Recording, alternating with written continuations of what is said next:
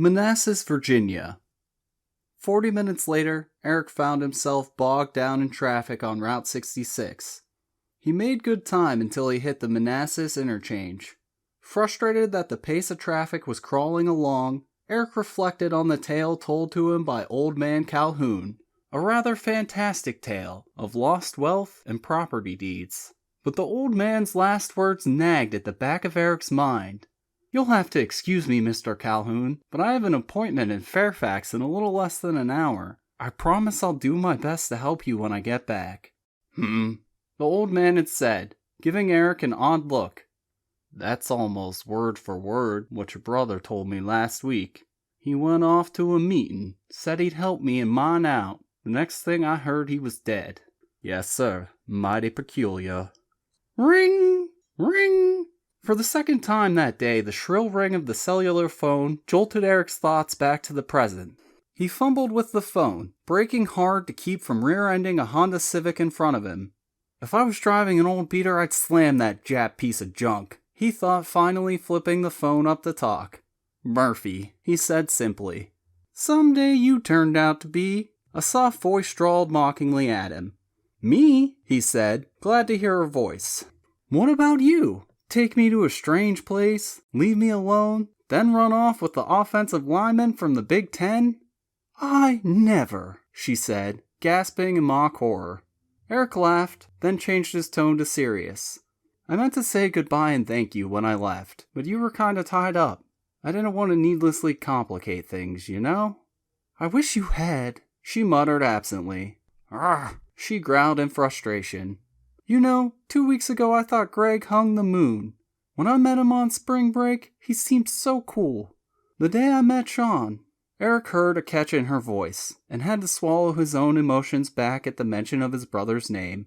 "The day I met Sean, I remember going on and on about Greg to Mama. God, I must sound like such a twit." Again there was a painful silence. Eric felt his throat tighten in sympathy. "Then, yesterday, he showed up wanting to party. 'Too bad about your mom,' he said. 'Come on, let's go party.' Can you believe it? Of all the childish, insensitive things to do, Christ, he seemed like such I don't know, like such a kid. I sent him packing. Good riddance." Eric smiled at the tone coming from someone as young as Jesse, but he said, "Well, you've done some hard growing up in the last week. Everything will seem different now." Again silence. Eric almost thought she had hung up until he heard her sniffle, and realized she had been crying. "I'm sorry," he offered. No, it's not you. It's just... She trailed off, unsure of herself. "I know," Eric said softly, knowing exactly what she was thinking. "It's not supposed to hurt this bad, right?" "Yeah. How'd you know?" "Experience, that's all," he said. "Anyway, let's change the subject," she said, animatedly happy as Eric swore at the truck that just cut him off as traffic picked up pace. "Excuse me?" Jesse said through the telephone. "Sorry, I wasn't talking to you." "I would certainly hope not," she replied tersely. "Did you ever get a hold of Jack to back up my story?" she asked out of nowhere.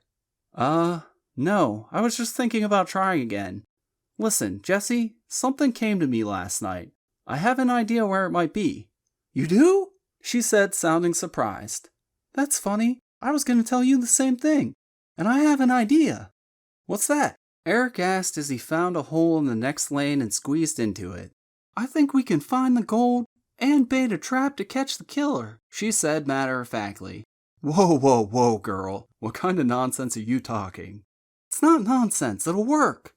"Oh, you got a lot of experience dealing with killers, do you?" Eric asked sarcastically. "No, but the sheriff..." He cut her off. "The sheriff is trained and paid to find the killer. We, on the other hand, aren't. All he wants to do is railroad that poor black man you told me about," she spat. "I'm not so sure," Eric reasoned. "I talked with his father earlier today. They're releasing him. The sheriff was just covering all the angles." "Listen, if you don't want to help me find the man that killed my mama and your brother, I'll just do it myself." "Hold on, Jesse. That's not what I said." "That's the way it sounded," she pouted. "I'm sorry. That's not the way I meant it," he soothed. "Murphy, we need to talk. I'll be over. Wait a minute, Jesse. I'm not at home. I have an appointment with Jeff Nelson at Security International in Fairfax in about 15 minutes. Some paperwork. Insurance nonsense. Eric explained as he saw the Fairfax exit. That's perfect, Jesse beamed. That way I'll have proof to show you, she bubbled. What are you talking about? Some of the diaries are in my dorm room in Georgetown. Can you meet me there after your appointment? She asked. Christ, in this traffic? Where the hell is Georgetown from here anyway? I'll tell you. Wait, she said, thinking hard. Route 66 will take you right into D.C. But, he stammered. Don't interrupt, she ordered. You can't find the Georgetown Library. I'll meet you at the Lincoln Memorial at 11:30. You do know where the Lincoln Memorial is, right? Of course I do, he bristled. But how? Don't worry. Stay on 66. You'll come out right by it. It's the big building with the columns on your right after you cross the river. See you then. Jesse, wait! He almost shouted, but the line had gone dead. Christ! He swore and slammed the wheel. Security International Headquarters. Mr. Murphy, come right in, Jeff Nelson greeted. The secretary held the door open, and Eric entered the opulently furnished office. Nelson moved around the large desk to greet Eric with a bone-crushing handshake. Sit down, Eric. Jeff indicated the chairs across from the desk, then moved himself back around to seat himself, looking as if he commanded the room. You don't mind me calling you Eric, do you? Formality seems so stuffy in light of what I'm about to do for you. No, that's fine, Eric answered, taking in the room with its plush carpet and heavy curtains. The enormous teak desk dominated the room, and the wall behind was covered with pictures of Nelson with a host of dignitaries, several Hollywood types, 2 presidents, and the heads of state of several NATO countries. There were several pictures of Nelson with the SEAL team, several which were shot in combat areas.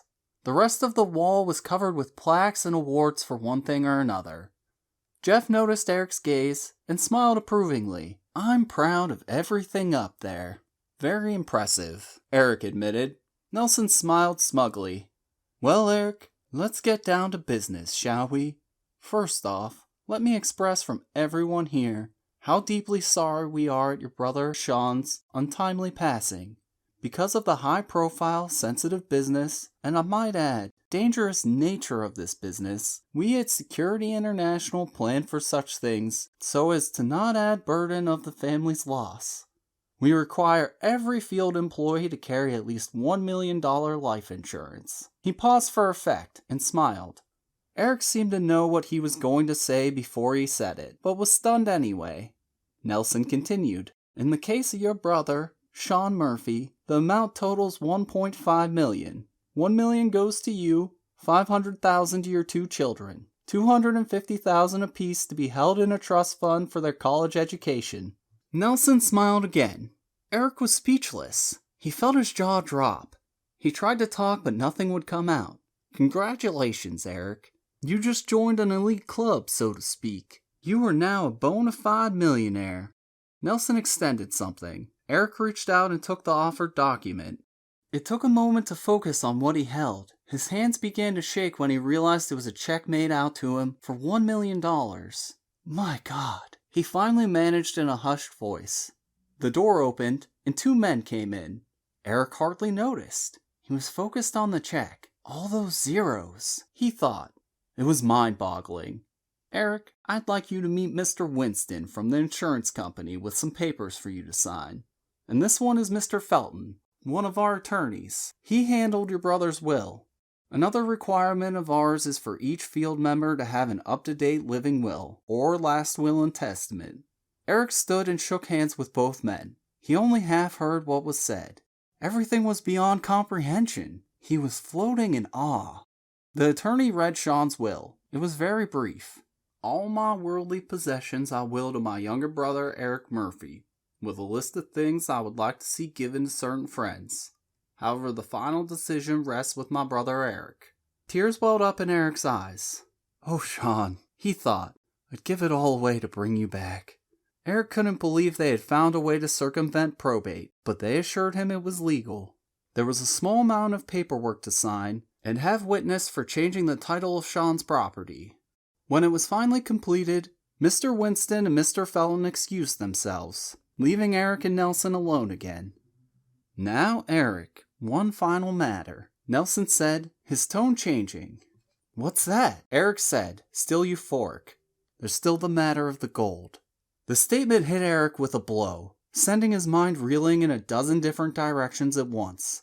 Eric tried not to show his surprise as he weakly replied, "What gold?" Nelson's stare became intense. "Don't play coy with me, Eric. I don't run this organization because I'm stupid. Don't you be. Your brother came to me and told me what he was onto. Think about it, Eric. Let's say you find the gold. What do you plan on doing with it? Huh? Gold bullion makes a lot of people nervous, irrational. Are you going to tell the authorities? Have them take 95% in taxes? Or maybe you want a chance the state of Virginia will invoke the law of eminent domain and take it all. They may give you a finder's fee, but..." He shrugged. "Who knows?" Eric looked him in the eye, trying to match Nelson's stare. "It doesn't have to be like that, you know. Your brother came to me to use our database to try and determine if his information had merit. And moreover, he came to me for my connections to broker the gold when he found it. He was quite certain he would. He wanted a way to silently liquidate it with a minimum fuss, if you know what I mean." He fixed his stare on Eric, the question hanging. "You mean launder it for him?" Eric answered after a long moment. "You are a smart boy. Sean said you were. He was certain you'd provide a third-dimensional view vital in finding the treasure. I know he was going to bring you in on it. It was one of the last things he and I discussed. So be smart, don't be coy. I'm offering to be your middleman, so to speak. Or, since you don't possess the same thrill for adventure, or the same, how shall we say, clandestine talents, I'll give you another $1 million in cash for all the information you possess on this situation. I think that's more than fair." Eric's mind was spinning. Sean had trusted this man, but he was wary. Something wasn't falling into place for Eric. He didn't trust him. All of his instincts were screaming for him not to, but $1 million was a strong argument. Done, settled, no gold to worry about. Let the cops solve Sean's murder. Like Nelson said, he was out of his league. He wasn't Sean. What would Sean do? He asked himself. Sean would do what Jesse wanted. Go after the gold and use it to bait and trap the killer. Then he'd make the son of a bitch pay. He sighed. He wasn't Sean. He looked across the desk at Nelson. He seemed on the edge of his seat in anticipation. Eric shrugged, still not trusting the man. "I'm not trying to be coy, Mr. Nelson. All I've heard amounts to a rumor, and I'm not convinced it's even true. I mentioned it to the sheriff. He blew it off. Said that old tale's been around 130 years or more, and nobody's ever proved it to be true, and likely wouldn't." Eric and Nelson locked eyes.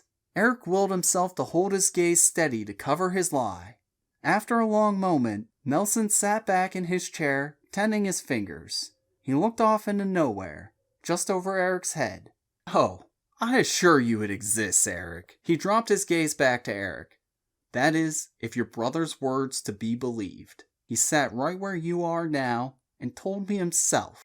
He found a bar of gold bullion with a letter of explanation of sorts, meant for Colonel Mosby, along with a crude map that led to an undisclosed quantity of more gold bullion.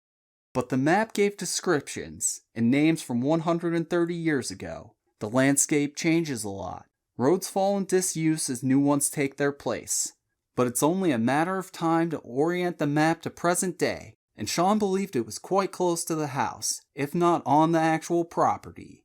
Eric fixed him with a skeptical look. "Why are you offering me $1 million if you know the same thing I do?" "Because that's all I've heard. What you just told me. And I didn't hear it from my brother. I heard it from a grieving 18 or 20-year-old kid who I never saw before yesterday.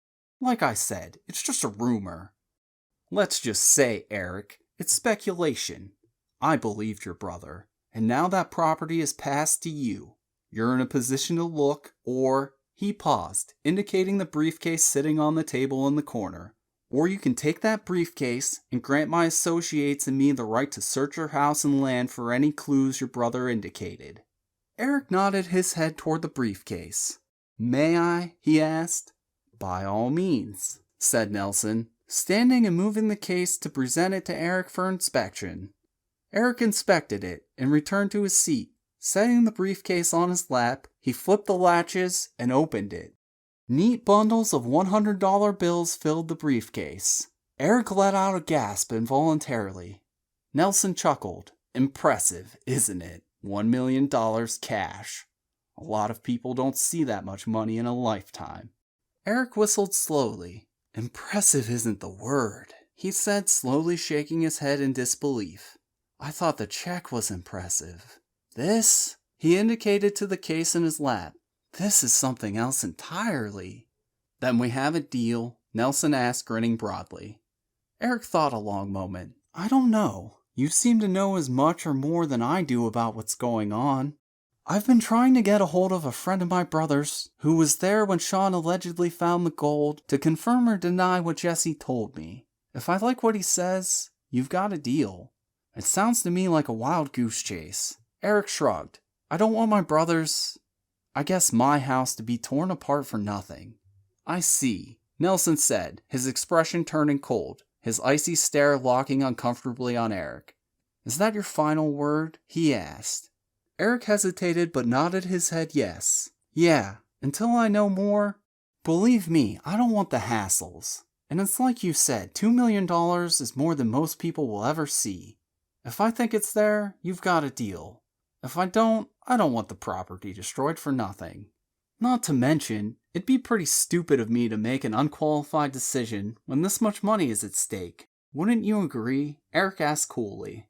"You've got nothing to lose. I'm the one speculating. You have only $1 million in cash to gain. Do you understand that?" Nelson intoned forcefully. "Yeah, I think I do," Eric retorted, thrusting out his chin in determination. Nelson took a deep breath, unsuccessfully trying to hide his anger. "Very well," he said curtly, getting to his feet. "I hope you understand, Mr. Murphy, but I am a very busy man. I'm going overseas in just a few hours," Nelson said, dismissing Eric. Eric stood awkwardly, closing the briefcase and setting it on the desk. "Yeah, thank you." Eric turned and left the office. Two burly men waited in the outer office. Eric glanced at them. Somehow they looked vaguely familiar, but he couldn't place them. He passed them with a nod and left. Placing the check inside a coat pocket, he headed for his rendezvous with Jessie. The thought of her caused a stirring deep within him, which he immediately dismissed. Not likely, he scolded himself. She's just a kid. What would a girl as young and good-looking as her want with an old fart like me? I'm almost old enough to be her father. For Christ's sake. Thinking of Jessie also made him think about Jack Braggs. I'll call him on the way to Washington, he thought as he climbed into his Z-28. He pulled back onto I-66, heading toward the nation's capital, noting with satisfaction that the traffic had thinned considerably. Checking his watch, he noted he should make it in plenty of time. He picked up the cell phone and awkwardly dialed the number from memory. "Come on, answer, Jack. Answer." "Hello?" The voice that finally answered startled Eric. He was so used to the empty ringing. Yeah. Jack Braggs, please?" "Who's calling?" "Jack, is that you?" "Who's calling, please?" The deep voice drawled again. Eric sighed in disgust. "Eric Murphy, Sean's brother. Jack knows me, just put him on, would ya?" "Your brother is Sean Murphy, of the Miss October, Slip 4, in the Little Creek Marina?" "Yeah, who is this, goddammit? Put Jack on." "I'm sorry, Mr. Murphy. My name is Detective Sergeant Roy Boone of the Norfolk Police Department. Do you know your brother's whereabouts? We'd like to ask him a few questions." The voice stated flatly. "About what?" Eric asked wearily. "I'm afraid I can't discuss that with you. Your brother's whereabouts, please." "He's in Warrington. What's wrong with Jack?" "I'm afraid I can't—" "Bullshit!" Eric shouted, cutting him off. "What's wrong with Jack?" "I'll discuss that with your brother when I talk to him. Now, do you have a number where he can be reached?" "Yeah," Eric shot back sarcastically. "Plot 727E, Warrington Cemetery, but he ain't real talkative." The line went silent for a long moment. Am I to understand, Mr. Murphy, that your brother is deceased? The voice drawled slowly so as not to be misunderstood. Yes, sir, you can infer that, Eric answered bitterly. I see. The detective continued haltingly. Did your brother die of natural causes, Mr. Murphy? No, sir, he did not. Now where's Jack? After a long pause, Detective Boone answered, I'm afraid, Mr. Murphy, Mr. Braggs has joined your brother. God damn it! Eric cursed, slamming the wheel. How? Mr. Murphy, I can't. The detective started to protest before Eric cut him off. How, Boone? Come on. How, where, and when? Eric asked, slowly thinking each word, forcing himself not to sound hysterical and to think straight. There was another long silence, then a long sigh. Shit. Okay, but I never told you. Got it? You got it, Boone. Now tell me. The where is easy. You'll be notified anyway, I imagine. It happened on your brother's boat. The when we won't know till the ME gets done here. But to guess, I'd say sometime last weekend. Friday, maybe Saturday at the latest. The how looks like he was surprised. Someone ransacking the place. This boat's a mess. They worked him over. Looks like they were having fun doing it. Had him tied up like they was interrogating him. You know what I mean? All of a sudden, something clicked into place in Eric's head. The two men bursting through his hotel door, working him over, the two men in Nelson's outer office, and the third man questioning him. Could it have been Nelson? The money? He knew subconsciously about the money. They slipped up when they were questioning him. It was a ruse. Were they responsible for Jack? For his brother? And Abby? Son of a bitch! He shouted out loud. Murphy, talk to me. I got some questions for you too. Now, it's your turn to talk. First off, Eric cut him off again. Hold on, Boone. I'll answer your questions. I'll meet you at the Miss October before 5 o'clock. I'm right outside DC. I have a couple stops to make, but I should be able to get to you in 4 or 5 hours. See you then. Murphy, goddammit, hold on. Eric cut him off, hanging up the phone. That sly motherfucker. Eric swore, thinking of the smug Mr. Nelson, smiling at him across the desk. You son of a bitch. I'm gonna nail your ass. Sean, this is gonna be for you, bro. He picked up a card out of the ashtray, an idea flashing through his head. Eric smiled wickedly. Okay, Jesse, we'll do it your way, kid. He whispered as he punched the number into the phone.